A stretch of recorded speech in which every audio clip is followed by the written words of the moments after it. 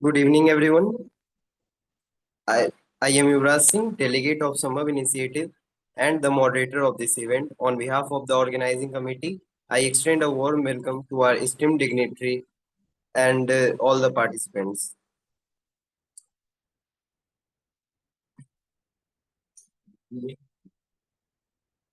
Sir, am I audible, sir? Mm, Good evening, everyone. Good evening, everyone present here. I am Yuvraj Singh, delegate of Sambhav Initiative and the moderator of this event. On behalf of the organizing committee, I extend a warm welcome to our esteemed dignitary and to all the participants in the 1 week online national capacity building program on data privacy laws and artificial intelligence, jointly organized by Sambhav Initiative, which is working towards alternative dispute resolution, free legal aid, mental health, and creating legal literacy. Organized this program under the direction and guidance of the patron in chief of the Sambhav Initiative, Honorable Mr. Justice C.K. Thakkar, former judge of Supreme Court of India and patron of Sambhav Initiative, Honorable Mr. Justice M.R. Sasar, former judge of Supreme Court of India, and Pro Bono India, which is working toward legal literacy and legal aid. I would like to mention that the last 10 minutes will be reserved for the Q&A session, so be ready with your questions. Today's topic of the discussion will be AI. Today's topic of the discussion will be use.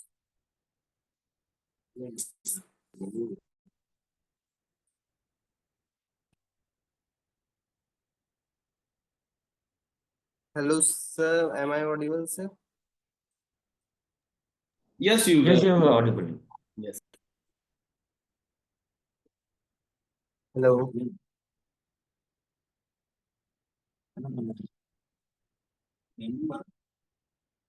Sir, am I audible? Yes. Yes, you are audible. Oh, sorry, sir. There is network issue right now. So today's topic of the discussion will be use of AI application in legal research. Today we are honored to have Mr. Manan Virendra Bhatt, sir, a respected lawyer practicing before the Gujarat High Court, who has made a significant impact in the legal field. With an impressive academic background, including an LLM from the University of Westminster, London, and training in mediation from the Supreme Court of India. Mr. Bhatt has established himself as a skilled practitioner. He has represented prominent corporate houses and has a passion for mentoring in for and has a passion for mentoring. He has represented prominent corporate houses and has a passion for mentoring law students from esteemed institutions. Through his pro bono work, he gives back to the society, showcasing his commitment to social responsibility. Apart from legal expertise, Mr. Bhatt is also a creative soul with a love for language and literature and writes poems in multiple languages. We look forward for his insights and perspective today. Over to you, sir. Thank you, Yuvraj, for your wonderful introduction. If I can share the screen, I have prepared one presentation. So this will help.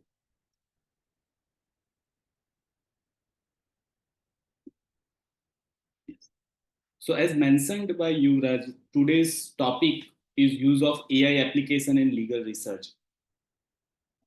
I'm more than sure that most of the previous speakers and in this 3 4 days, you are now well aware about what is artificial intelligence and what are the regulations, if any, placed in our statutory framework or not.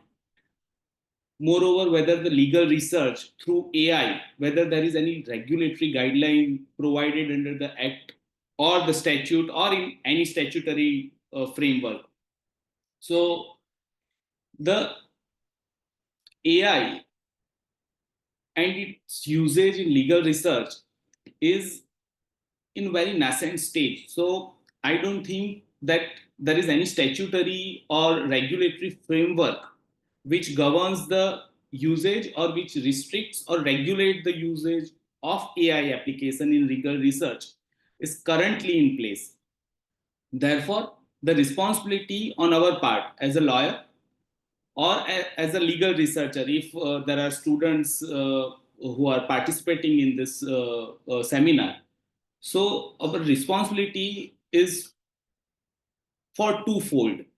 The first one is the moral responsibility towards the client or towards our peers, as well as the moral responsibility towards the legal institutes like law courts. Why I am mentioning this? Because there are instances which are recorded and which are now reported in the news articles that there are non-existent judgments are being quoted in the uh, cases going on before the district court. There are Karnataka recently. It is reported that Karnataka High Court came down very heavily on the district judge who has, or the subordinate judge who has relied on three judgments which are non-existent. Before we move to what are the AI application in legal research or what are the tools available to us, let us first quickly glance through what we can uh, or how we can define legal research. So when we are talking about for this seminar, legal research means systematically searching for laws or court decision, other materials that can help answer a legal question or support our argument. As a lawyer, we also wear different hats at different time. So when we are litigating lawyer, we want a research to further our argument before the court. When we are advisory in nature, then we want a research to be conducted for our legal opinion or advisory work. If we are in non-litigation part, our research specifically touches upon the reviewing or the drafting of the contract or other agreements. So for all these different roles, we need to rely upon different tools. Current or the conventional tools which we are having right now is barracks. We will have to read the barracks, then commentaries on a specific subject of law journals, articles, and judgments authorities. So these are the conventional tools. Now, since 2021-22, we are having the artificial intelligence tools which help us to formulate our argument, to, I will say that, augment our argument with the perspective and contextualizing the legal and jurisprudential values available in our argument. So there are two things or two different, or I will say that there are difference between this conventional tool and AI tool is that these conventional tools are one-way traffic. It only provides you information. You will have to analyze it, then you will have to apply it. Now these AI tools which are available and openly available in the market helps not only you to give or gather the information, but also it will help you to analyze, or they will analyze for you. You just have to re-verify and recheck those analysis whether it is logically and legally sound or not. So this is about a brief introduction of legal research and tools. Then what are the foundations of effective research? Clearly define the legal issue. So you will have to be clear about what issue you would like to search upon, what are you researching on, why you are researching on the specific aspect of that law. Then you will have to start with primary sources, just like statute, the barracks. Then use secondary sources, that is articles. Then check the authority and currency of sources. So you must be aware that there are lots and lots of books written on Constitution of India, but the law books, commentaries of Mr. Sarvai or Mr. MP Jain or Subhas Kashyap, they are having the authority of the law. So in conventional tools also, we check the authority and currency of sources. But since the time passes and when we rely upon certain publications, now in AI, it is not in your hand, or it is not even in the hands of your peers to recognize and to give the backing of the authority of a publications to certain AI applications or tools made for legal research. So that is why we will have to be more careful while researching on so many platforms. Then evaluate and synthesize information, review and revise your work. These are the basic of foundation of effective research, and it is applicable in both the contexts. Now, what are the AI tools applications for legal research? That the Parasource, LegitQuest, Bharat Law, Law Simple, CaseMine, all those tools are basically a checkbox where you write down your query or your request, your prompt, and the informations which may be available with their document or their data set, they will provide you the answer from those database. So the tools or research tools will not travel beyond the database they are having access to. Why I'm much, or I will say that there are so many AI tools available, but why the specific tools needs to be used, and why these tools are more in currency? The reason is that they have the access to database which are mostly, in most of the sense, like live law or the bar and bench, they have subscription. So it is not open for all or open to all to access those database like SCC, AIR. So these are the, not all these applications, the tools or the applications which you may have in your on your screen, they do not have the access of all the database, but some of those tools have the access to those database which are conventional legal database like Manupatra or SCC online or AIR online. So it will give currency or the authenticity to the research backed with sources. General AI tools, ChatGPT, Gemini, Copilot, Grok, and Cloud. So basically, while we start our research, we first have to consult the conventional source. So let's take an example.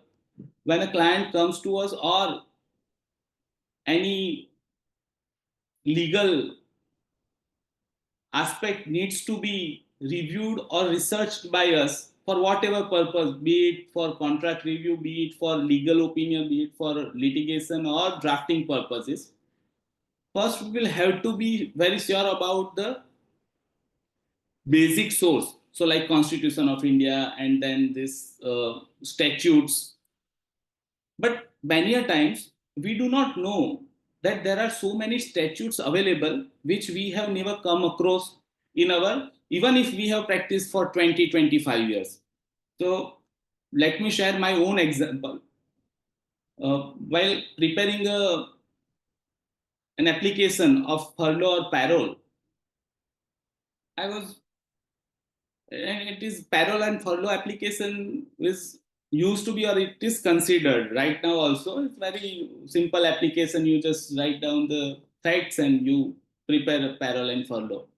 But since the accused is from UAPA offenses and convicted under UAPA, I need to check all the provisions. At that time, after 15 or 10 years of my practice, I came to know that there are Prisons Act and Prisoners Act. There are two sets of acts. So these statutes and availability of these statutes as well as the rules are not handily available if you are relying on the conventional tool. So these general AI tools, that is ChatGPT, Gemini, or Copilot, any this general AI tools, will help you to find out. So you need to, and we will also, I will also share the screen while doing the practical examples regarding how to make AI research effectively. We will discuss it also. That you will have to first formulate your question open ended. Thereafter, with some specificity and some contextualization and facts, you can share with the this AI tools, this ChatGPT and Gemini, which provides you certain answers. Based on that answer, you need to now re-verify those answers with the statutes and textbooks and commentary books available with you or in the library of the college, university, or the court premises. You gather and you re-verify and recheck whether those answers or research backed by some authentic source, or it is just like a hallucination, or the other word is confirmation bias. So most of the time these general AI tools, not most of the time, but 20-25% of the time, these tools hallucinate in a sense that they give you very gibberish answer, or illogical answer, or unlawful answer, or I will say that it is not backed by any legal provision or law logic. So but if you are not aware about the basic or the basis of the law or the fundamentals of the particular law, you might, or it is very easy for you to fall for that particular research or the answer, and you pass it on through your legal opinion or through your pleadings. So first you will have to research on general AI tools. Then once you are very clear about what is the basis or what are the fundamentals of the fundamental principles of this law involved, then you go for the specific to AI tools. So what are to get best out of it, understand what is and how, what is AI and how it works. So it is vital to grasp how these tools function at a basic level, recognizing their capabilities for tasks like research, drafting, and analyze, but also acknowledging their inherent limitations. So just I have mentioned how this AI works. So AI means long language model, or ML works. I'm You might be aware about the back backend mechanism of AI tools, but ultimately it relies on the data which they already have. So many a times, like ChatGPT, they have the date fixed on which they do not have the real time data. So it might happen that your research or the answer which you get is outdated. It may be overruled by another judgment, or overruled by, or the law prevailing extant law may not be the consulted by the AI tool, because there is an inherent limitations. So you need to be very careful while using any AI platform. Before using AI platform, you just make yourself understand what are the databases they are using it on all the AI application or the site. They are open for all to review it, whether they are relying on the open source or they are relying upon certain databases which are not open, but they have access it because of certain MOUs signed between those entities. Now, critically, AI should be viewed as an assistant or a tool to augment human capabilities, not as a replacement of professional judgment or expertise. So, you cannot, because critical assessment of AI generated output is paramount. So, as a you can use it as a paralegal, not as a lawyer or your mentor. Many times there are so many interns coming all through all country throughout the countries, and they are saying that we are now using this AI for not only legal research but also for writing our papers, dissertations, and all those work. Now they are putting this AI on a mentoring level because they are not very sure about the fundamentals of the principles which are given by the AI to them, and they just blindly trust all those written on AI answer box, chat box, and they just forward it to their professor or their immediate senior whom they are working with. So we will have to be very clear about it that the AI is just an assistant, and assistant does not have certain amount of analytical skills or information, I would say, that without which that information you cannot contextualizing the answer whether it is in your favor or it will go against you. Strong traditional legal research skills are essential for this cross referencing process.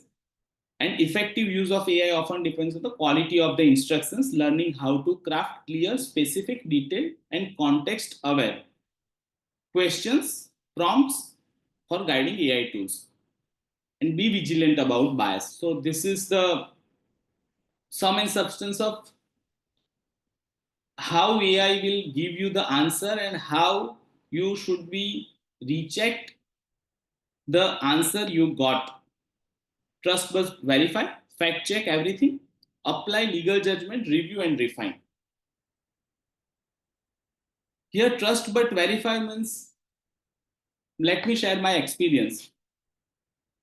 When I use the AI for the first time, 10 out of 8 questions he answered correctly. Since 10 out of 8 the answers are correct, I stopped verifying the other answers. I don't know, no, it is a 100% sure technology, and this is AI. Will have to just, and this confirmation bias will creep into your brain, and thereafter you stop verifying the details. And on a very basic query which I put to AI regarding writ petition and 226, and the answer which I got, I just can't believe myself that this is completely illogical, as well as this is completely uh, against the settled principle of law. And how can I? So thereafter I started to re-verify every answer which I got. So yes, AI is time effective, but the time you get for other purposes can be used for re-verifying this also. Then stage specific use, pre-litigation and post-litigation. So if we,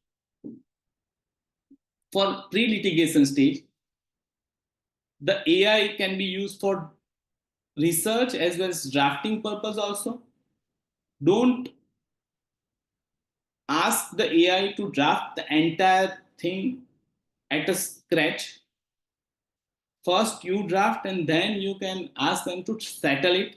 Otherwise your the draft, it might lead you to the very I would say embarrassing situation in the courtroom or before your client, because there are so many things which are written which should not be written in this, because some of the most of the AI, some not some of the, but most of the AI tools have been developed while the data sets available to them on the stage of developing are from American law.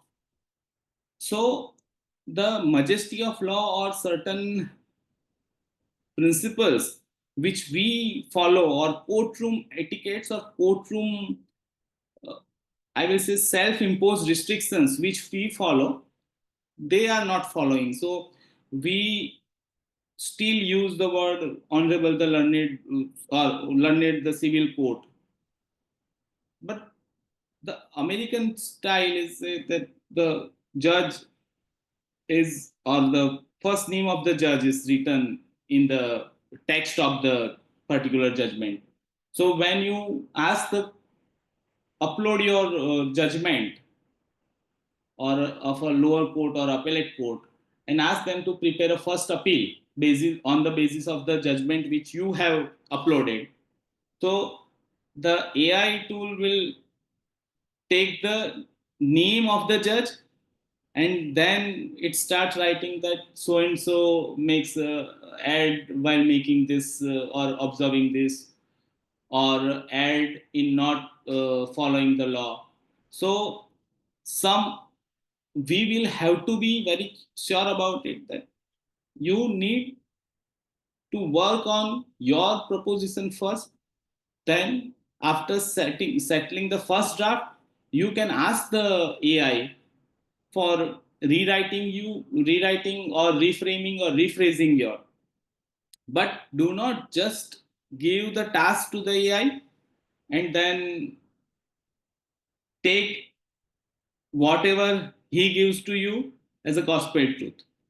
Post litigation, post litigation will, that there are now, I'm not sure whether these two or three applications are available in India or not, but there are applications which provides you the outcome of proposed appeal analysis, whether there are chances to get favorable order in appeal or not. So post litigation usage of the AI is also there, which gives you some leeway whether to file appeal or not. Then review judgments, pleadings, and contracts. So the judgments which runs into pages like 100 pages or 200, 300, like case Vananda Bharti, 700 pages. Then you can ask the AI to review the judgment, provides the point-wise arguments made by one of the party and what are the rebuttals, and what what are those arguments which are not dealt by the courts, whether any there is any contradiction between the thought process of the entire bench. Those are the reviewing prompt which you can give. Pleadings also, so if the plaint is filed, you can review it through AI, and contracts also it can be reviewed. It can be reviewed by a general AI tool, as we have already discussed, that used for settling the draft and not entrust entire drafting work, which will put you in difficulty. So base principle is don't rely solely on AI, avoid confirmation bias, because most of the time it gives the answer which we like. So we say that this is the exact point which I am searching on or researching on. Then as soon as you jot down the judgment which they provided you in the draft, and it is non-existent judgment, there is no such law, there is no, so avoid confirmation bias. Just because you and the AI both are on the same page, it does not give you the right answer. Then don't compromise confidentiality. This is very, very, very important. Nowadays the trend which I'm seeing is, or experiencing, is that the petition copy and the annexures, they upload it on a particular platform and ask the AI to do the work and do the trick. The confidentiality here is compromised when the matter is between two private parties. So, as I have stated or we have discussed, that there is no framework. So, advocate attorney client relationship, there is certain type of relationship like attorney client where the it is very confidential sensitive matters. Confidentiality is the core of our profession, and in absence of any framework, in absence of regulatory framework, we cannot trust or we cannot just like that upload the pleadings pleadings with annexes which with contains very personal and private informations of our client,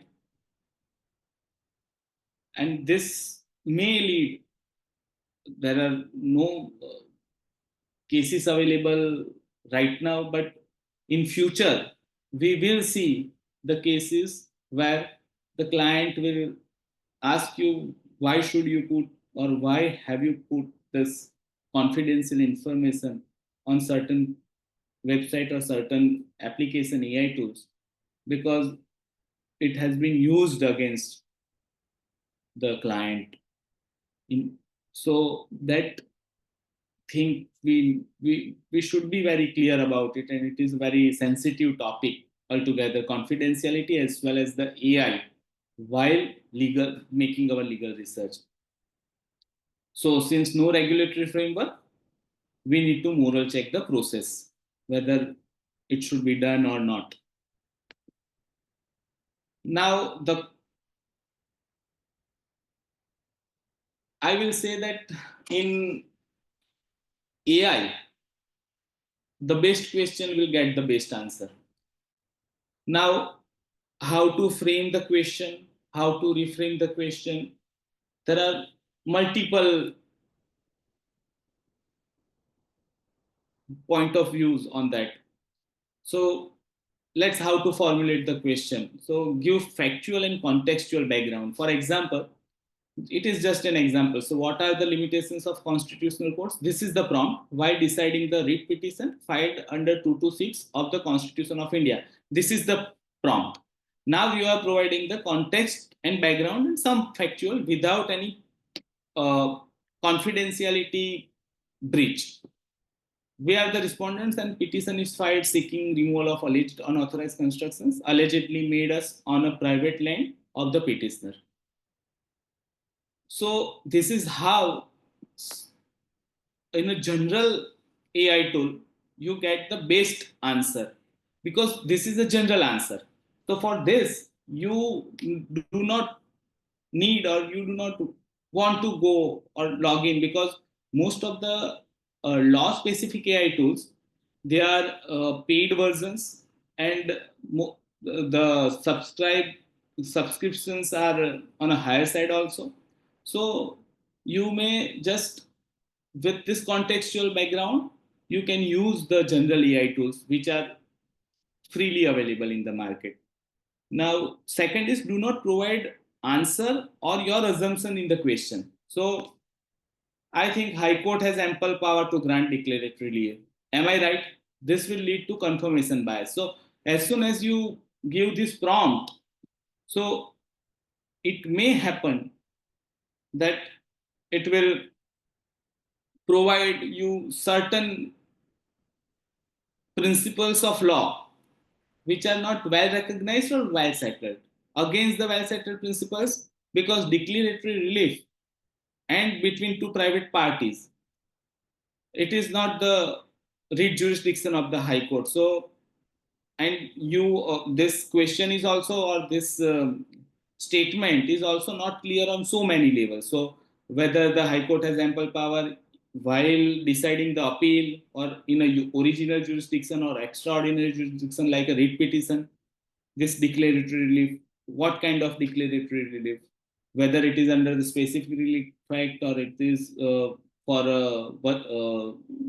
other declarative relief like some writ petition. In writ petition also, we may ask that please direct the authorities to consider my application and declare me as a valid participant of the examination process, whether that is a declaratory relief or not. So this kind of question or prompt will not help you or help us for getting a good out of this AI.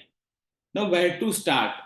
So, whether we should start with the research first or whether gathering of the information or whether to gather the information, whether we should rely on the AI or not.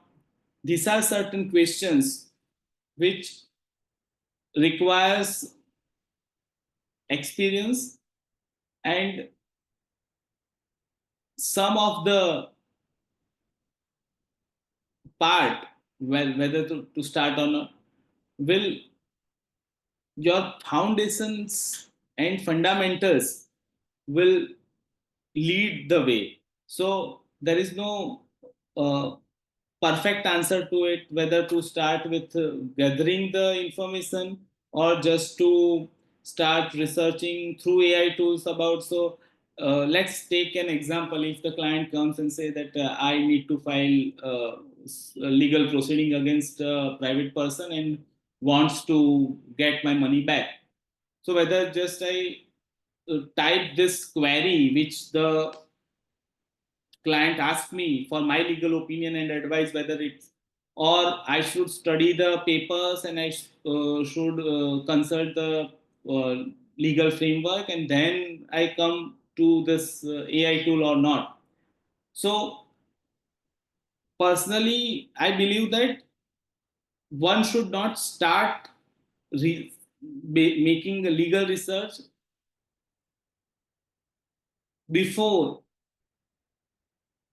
acquiring all the information, factual as well as certain confidential information through the client. Thereafter, the conventional method. Thereafter, start writing or the pleadings or drafting the petition or the legal notice. And then you go and consult the AI tools. If you start with AI, then the confirmation bias and other biases will blind you.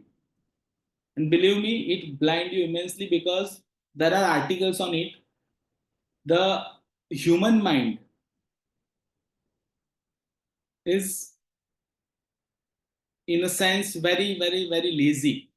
So if human mind gets the answer quickly without any efforts, then the mind starts doing the same thing and build a reflexes on it that no, why should I read or why should I consult this other tools, conventional tools, and it will help me to get whatever I want from the AI tool, then why should I? But in a longer run, it will harm you immensely.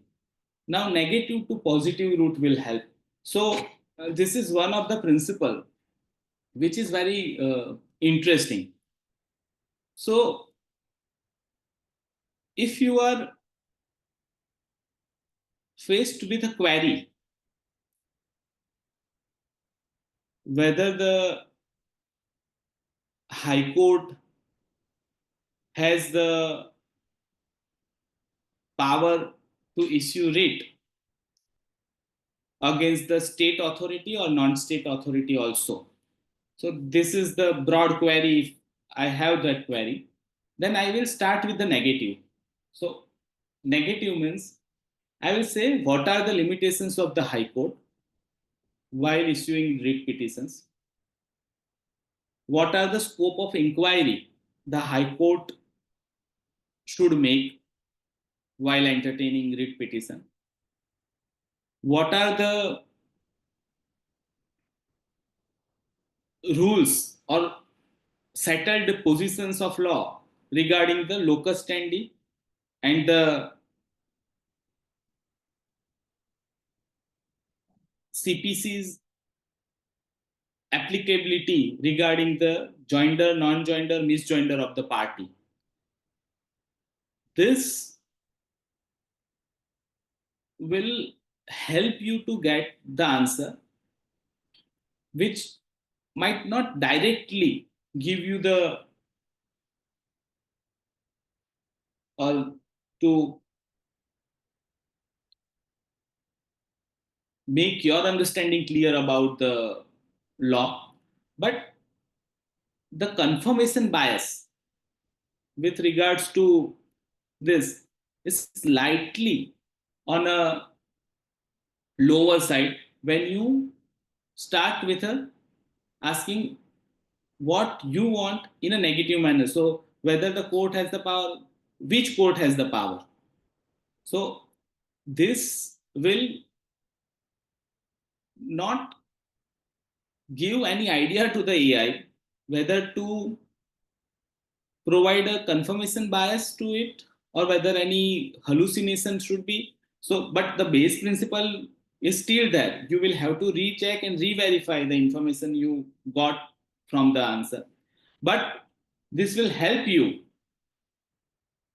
to get a more specific answer in your research. Now, use AI, don't be used by AI. Now, let us do one thing, some practical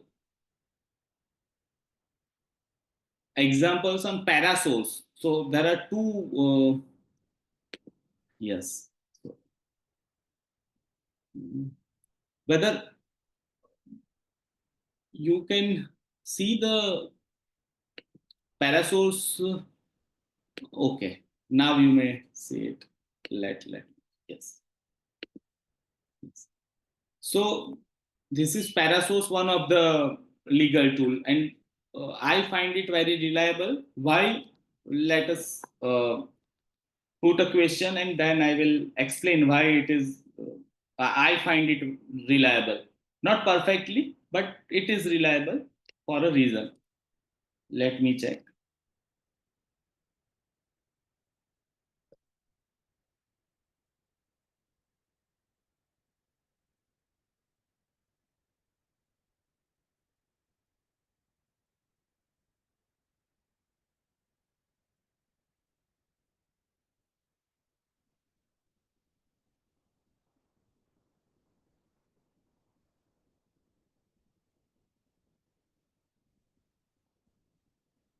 Yes.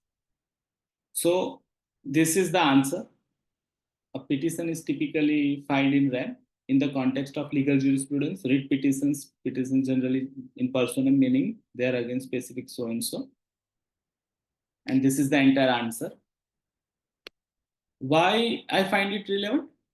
These are the sources of the answer, and you can directly go to that source, and at the same time, you can check the writ petition number and everything.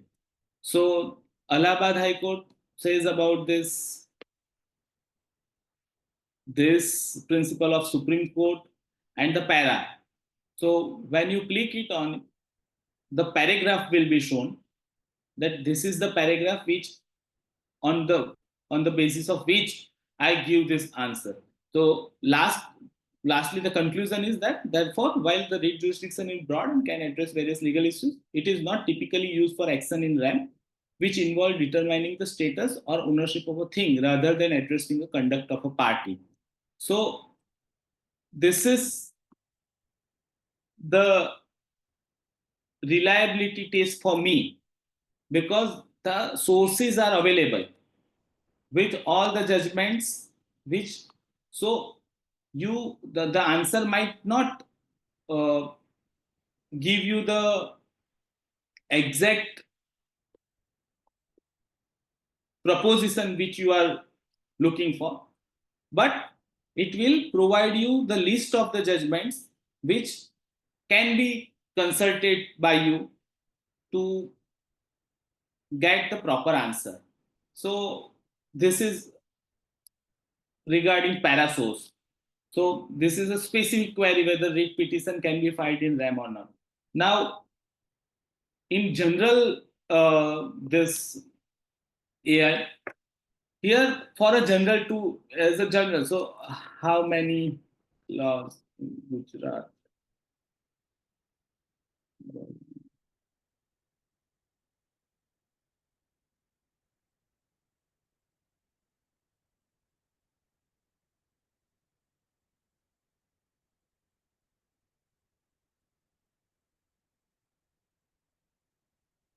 So this this kind of general information you may rely on the general AI.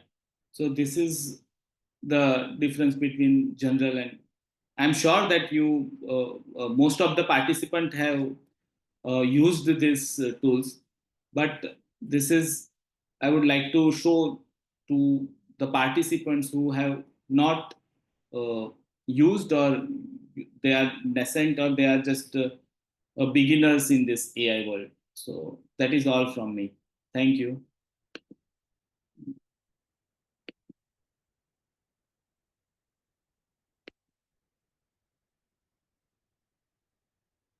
Yes, we can start with the question answer round. Yeah, sure, sure. Thank you very much.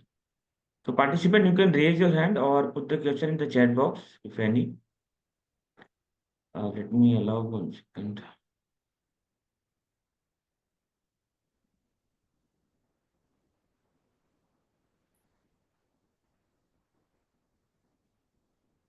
We'll start with some of the question. Participant, by the time you can put raise hand or put the question in the chat box. Is it, 1 second. Do all these tools require subscription? All that you have mentioned. You need Sorry, to no, no. subscribe those, Yes, subscribe. space. Yes, legal specific tools which have been mentioned in my this PPT.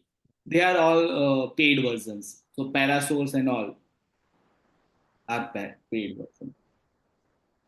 So, any free version, reliable free Uh, version? Free version I will suggest Gemini and ChatGPT. Mhm.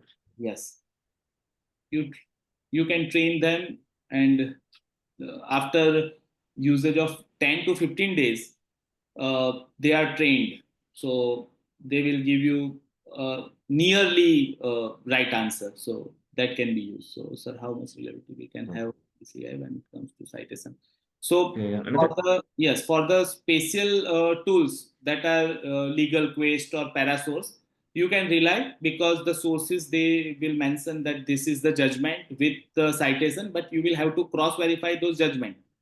The AI, the fundamental and inherent limitations of AI is just like a human mind, hallucinate a lot.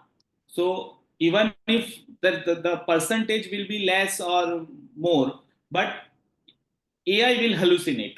So if you ask 4, 5, 6 queries, in one of the query it hallucinates and it gives a completely wrong or completely different answer.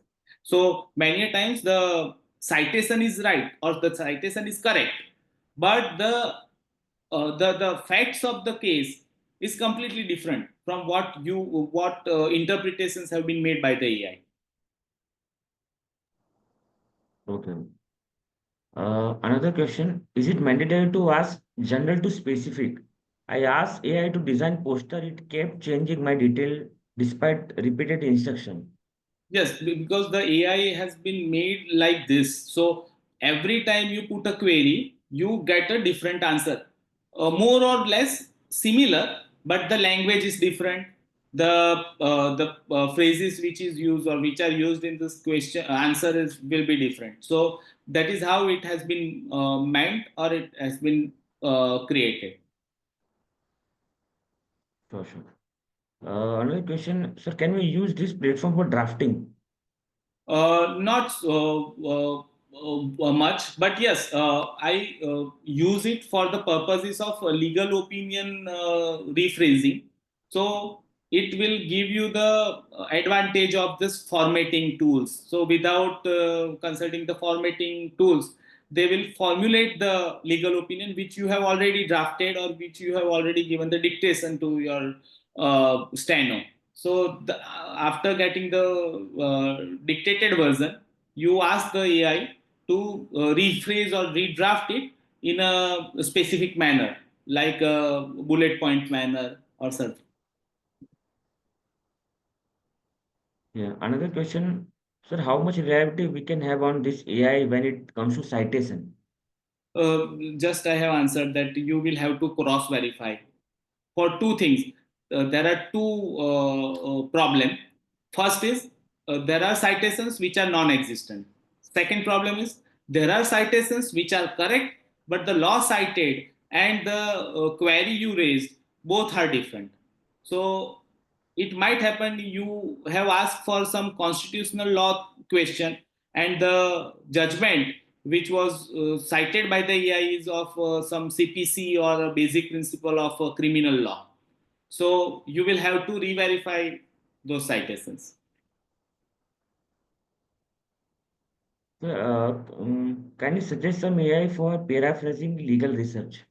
I Paraphrase. will say that AI is this Gemini is good for paraphrasing. Some question like, do you think time will replace this lawyers, advocates? Yes, all any mental task will be done by AI.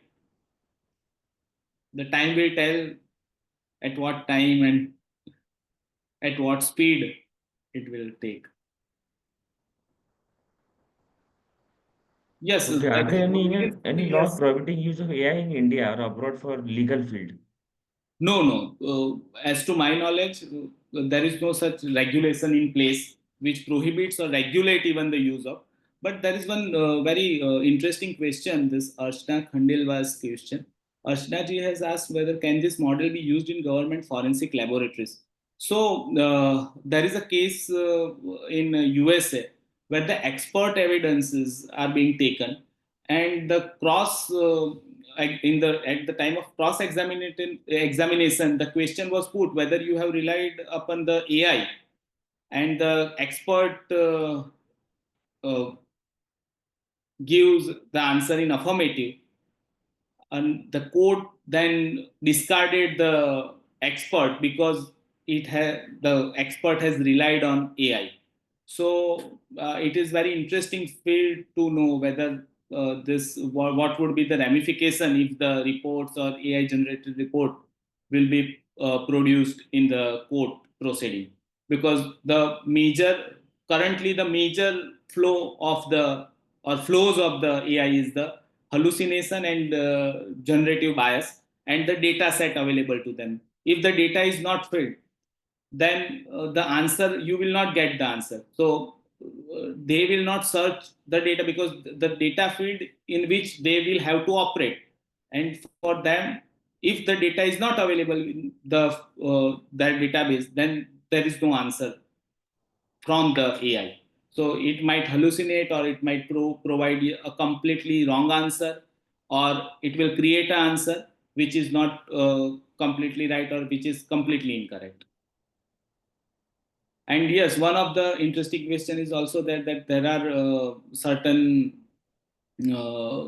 uh, certain problems with regard to vernacular language and AI used in vernacular. Yes, it is that, and but the most of the platforms are working on it, but they are not very reliable on it for the language purpose also, and as well as for the other purposes also.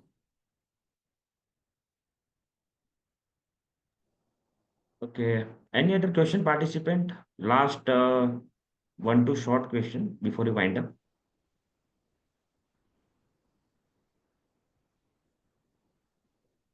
So let me end the session with a lighter note. So for Yes. vernacular language, so when we say that I am on the right side and what are my rights available to me, for both the AI will translate it into daye jana ya baye jana. That is how they, and the other distinction between wise and district wise, they are saying wise means shana. That is how that uh, thing translated. So yes, there are certain uh, problems with vernacular AI. Sure, sure, yes. Okay, then we will close today's session. So thank you very much, Mr. Manan, for giving some practical insight also that you are using some of the platform.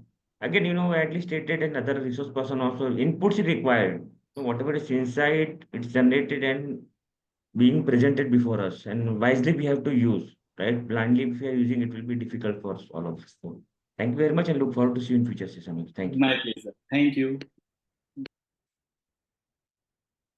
Thank you, participants, for joining. See you tomorrow.